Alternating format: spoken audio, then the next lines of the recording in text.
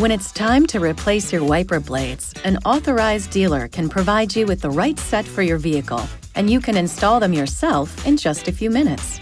The windshield wipers service position function lets you reposition your windshield wipers away from the glass for easier service. First, turn your windshield wipers off. Press the Start-Stop button to stop the engine. Then, push the wiper lever up and hold it there for at least 3 seconds. The wipers will raise into service position. To remove a windshield wiper blade, press the release button on the blade and lift it up to remove it from the arm. Position the replacement wiper blade above the arm and insert it into the housing until it snaps into place. Now, just lower the wiper blade onto the glass and repeat the process for the other side.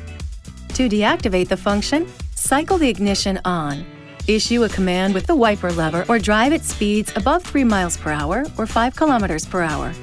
This video is not intended to take the place of your owner's manual.